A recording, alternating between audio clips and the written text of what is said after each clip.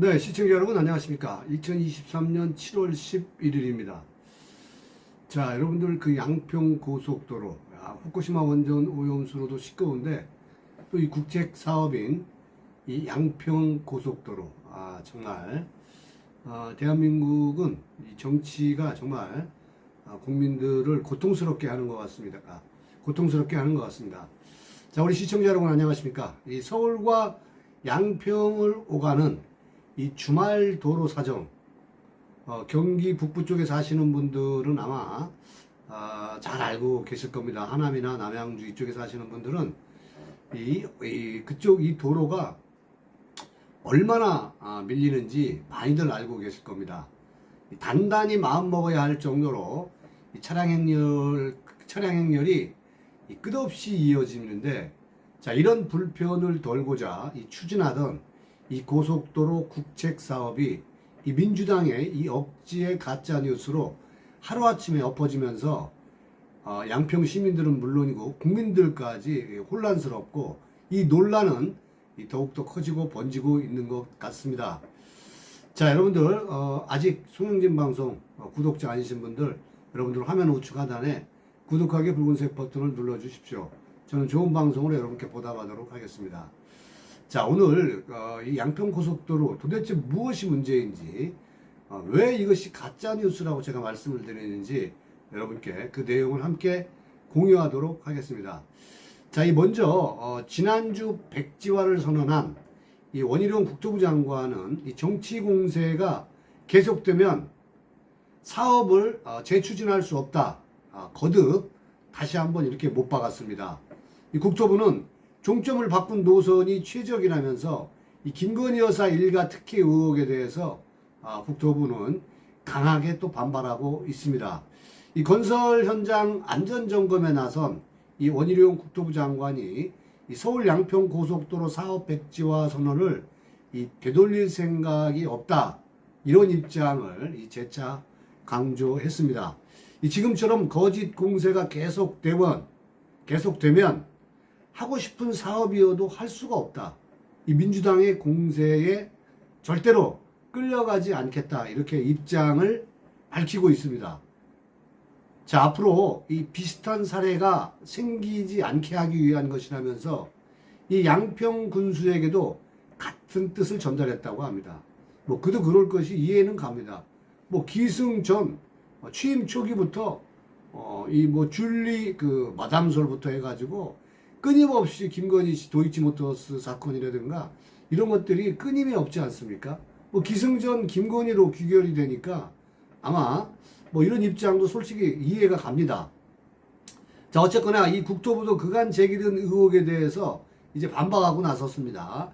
윤석열 대통령 부인 김건희 여사가 이 김건희 여사 일가에게 이 특혜를 주기 위해서 이 종점을 변경한 것이 아니냐는 민주당의 의혹 제기에 대해서 이 국토부가 구체적으로 참고 자료를 내고 또 5가지 의혹을 하나하나 짚어가면서 반박을 했습니다. 자, 그 내용 짚어보도록 하겠습니다.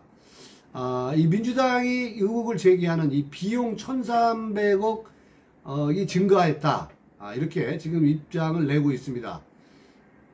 그러니까 비용을 1,300억씩이나 이렇게 증가를 시켜서 김건희 씨에 대한 땅 특혜를 주기 위해서 민주당은 이거를 이렇게 이거를 종점을 바꿨다는 얘기예요.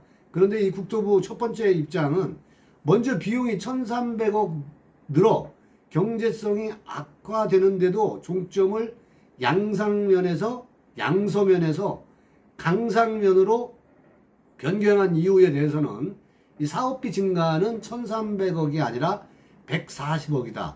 타당성 조사 과정에서 도출된 최저간의 이용 교통량이 예타한과 예비에 대한 타당성을 예타한이라고 하는데, 이 예타한과 비교해서 일평균 약 6,000대가 더 많이 소요가 된다.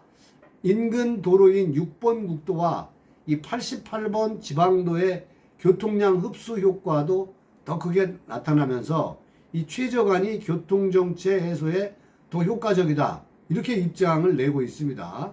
자, 두 번째 문제는 민주당이 제기하고 있는 것은 이 최적 노선 찾는 이 타당성 평가 단계가 이게 노선 변경된 거 아니냐. 노선이 변경된 거 아니냐. 이렇게 민주당에서는 주장하고 있는 거죠. 자, 이 부분에 있어서 이 종점 변경에 있어 주민의 의견 수렴이 없었는데 계획을 대폭 수정했다는 데 대해서 2022년 3월 타당성 조사 착수 이후 올 2월까지 양평군 등 이 관계기관의 협의를 거쳐서 1년여간 검토를 통해서 지난 5월 강상면 이 종점 변경 대안을 제시했다는 겁니다. 그러니까 일방적으로 국토부가 김건희 씨 일가에 대한 땅 여기에 특혜를 주기 위해서 주민들과 의견 수렴 없이 계획을 대폭 수정했다는 얘기에 대해서 국토부가 전혀 사실이 아니다. 지난 1년여 동안 조사를 통해서 관계기관과 협의를 통해서 조출해낸 것이다. 이렇게 입장을 밝히고 있는 거죠. 이 조사기관인 이 설계사에서 조사 및 검토를 거쳐 지난해 5월 강상명 종점 변경 대안을 제시한 겁니다. 확정은 아닙니다, 이게. 자, 어쨌건 간에 2022년 7월 양평군도 강화 IC 설치가 가능한 이 대안의 하나로 건의했다고 얘기를 합니다. 자, 아울러 현재는 다양한 대안 검토를 통해 최적의 노선을 찾아가는 타당성 평가 단계라고 하는 거죠.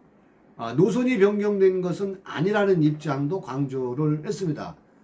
자, 이런 입장인데, 국토부도 이런 입장인데, 타당성에 대한 부분을 이제 접근해 가는 건 그런 단계라고 하는데, 기무겸이 얘네들 더불어민주당에 가가지고 쌩 난리를 친 겁니다.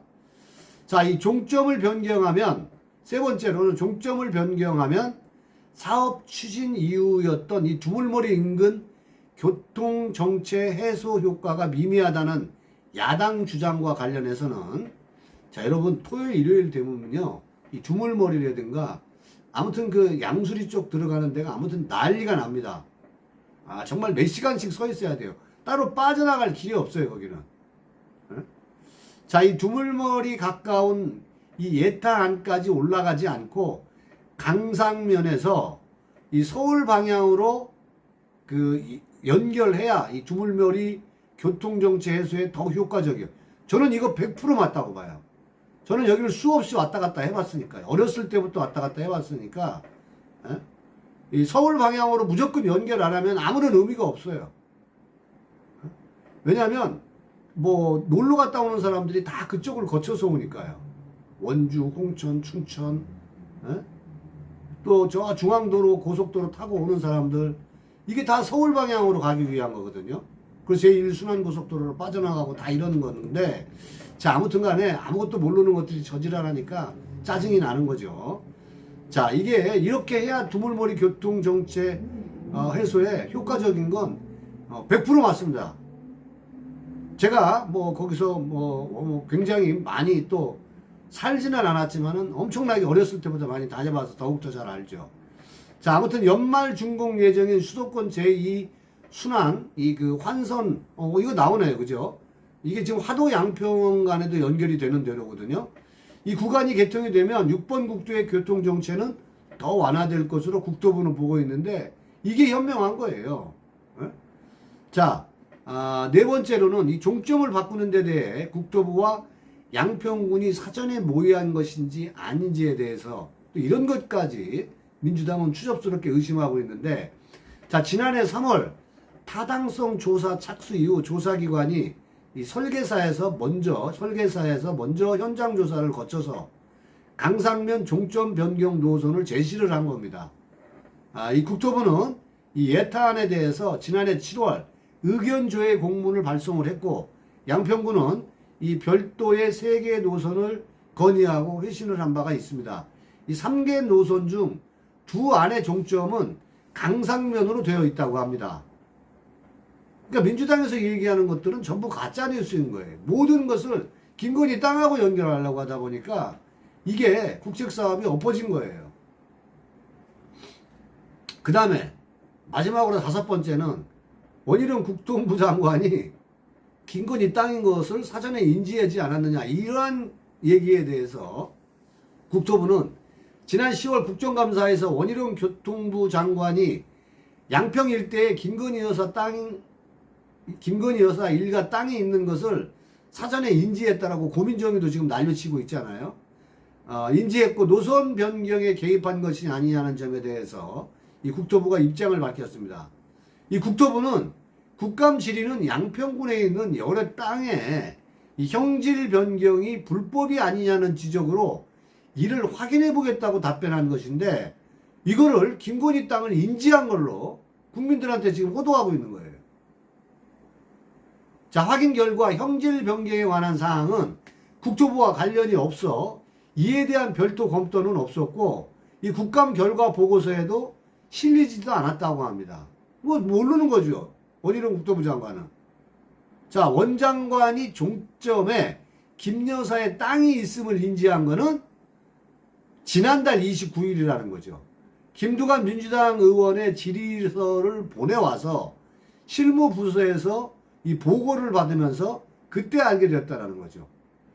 자, 이 다양한 노선안을 검토하는 이 전략 환경 영향 평가의 이 중간 과정에서 이 정관이 이 같은 내용을 보고 이 내용을 보고 받을 이유가 없다라는 거죠. 그러니까 다양한 노선을 검토하는 이러한 단계에서 이 전략적으로 환경 영향 평가의 중간 과정에서 장관이라는 사람이 이 같은 이게 누구 땅이다 아니다, 아니 전략 평가인데 이게 김건희 땅이다, 이런 거를 보고하겠어요, 실무자들이?